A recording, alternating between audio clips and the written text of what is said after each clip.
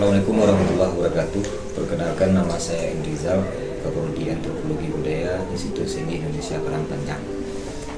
Baik, Prodi Antropologi Budaya ISI Padang Panjang berdiri semenjak tahun 2017 di bawah naungan Fakultas Seni Pertunjukan Institut Seni Indonesia Padang Panjang.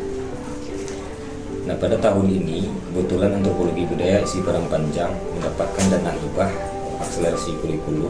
Artinya dana hibah ini lebih pada persoalan untuk pengembangan kurikulum yang selaras dengan MBKM. Nah, adapun implementasi dari MBKM ini, Antropologi Budaya mengirim mahasiswa Antropologi Budaya sebanyak 5 orang ke daerah bencana terkait dengan proyek kemanusiaan. Nah, kebetulan mahasiswa yang 5 orang ini berada di Kabupaten Agam, di mana Kabupaten Agam merupakan salah satu wilayah yang terdampak bencana Galodo pada beberapa bulan terakhir ini.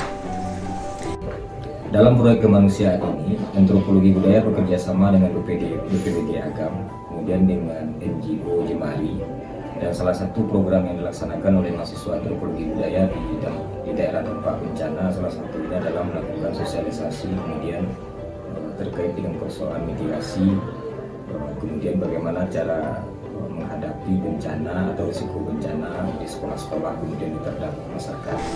Nah, harapan saya sebagai Keprodi Antropologi Budaya terkait dengan proyek kemanusiaan ini, mudah-mudahan kegiatannya akan tetap berlanjut, sebab di satu sisi berdampak positif terhadap kegiatan mahasiswa atau mahasiswa yang terlibat dengan proyek kemanusiaan.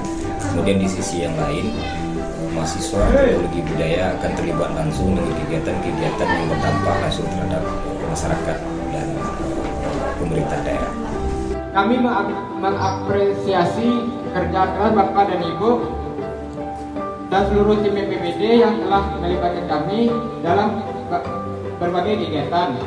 Belajar tentang pentingnya sinergi antara pemerintah, masyarakat, dan lembaga swasta dalam menghadapi bencana.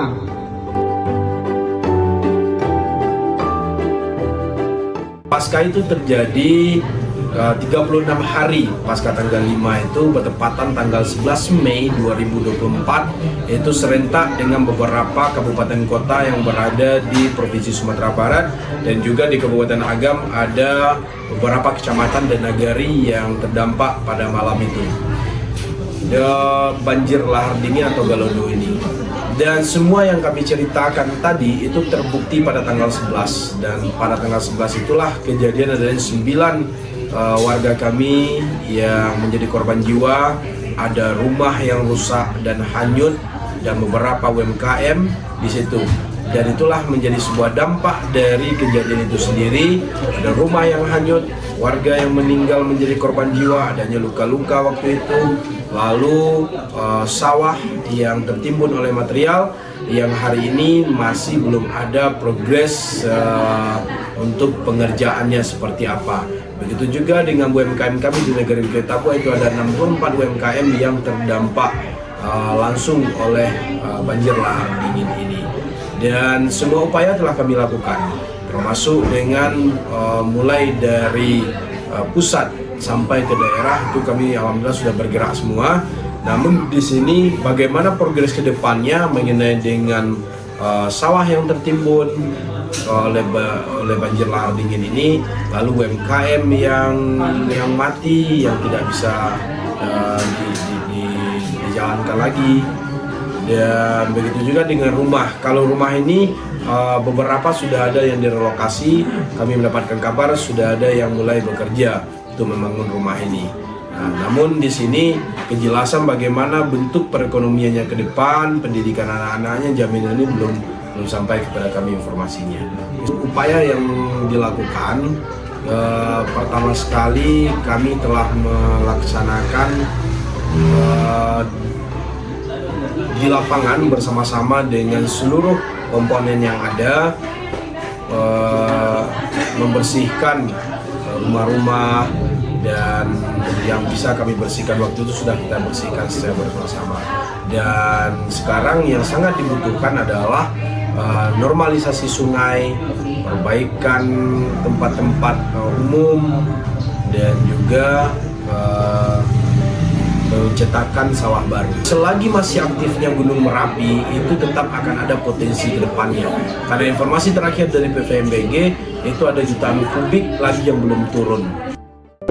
Oke, perkenalkan nama Mbo Edi Effendi, Mbo Ketua Kelompok Siaga Bencana Nagari Bukit Batabuah yang saat ini mengalami musibah bencana lahar dingin yang terjadi beberapa bulan sebelumnya dengan intensitas hujan yang sangat tinggi, itu menyebabkan banjir lahar dingin di negeri kami.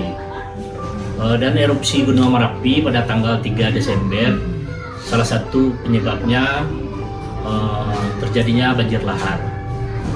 Berdampak bagi masyarakat itu sangat berduka dan terpukul atas kejadian tersebut dengan meninggalnya warga kami 9 orang dan beberapa keluarga yang diungsikan, ada yang ke tempat keluarganya di luar Bukit Batabuah, ada yang di dalam Bukit Batabuah. Upaya-upaya yang dilakukan sudah dilakukan di Nagari, baik tingkat Nagari, kecamatan, kabupaten, dan provinsi itu sudah sangat maksimal, dan bantuan-bantuan telah disalurkan kepada keluarga-keluarga terdampak, dan mereka sekarang sudah diupayakan oleh pemerintah untuk menempati hunian yang baru, yang mungkin diadakan di kabupaten.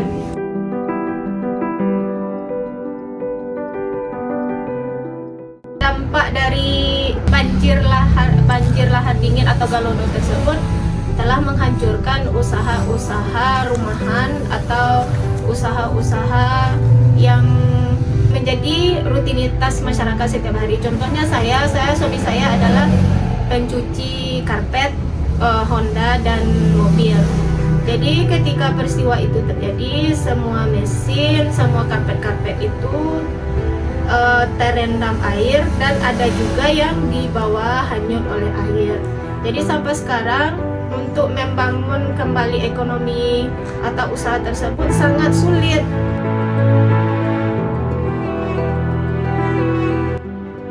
Dari pemerintah itu kita mengajukan proposal. Proposal itu kita diminta untuk menyampaikan apa alat yang dibutuhkan untuk usaha kita, kemudian apa bidang usaha yang bisa diusulkan untuk mengganti usaha yang sudah hancur tadi. Untuk usaha seperti itu, tapi kalau untuk bantuan seperti beras, minyak, gula, kebutuhan sehari-hari itu sudah lebih dari cukup. Dia lebih dari cukup. Lama menunggu itu, suami saya menjadi serabutan saja.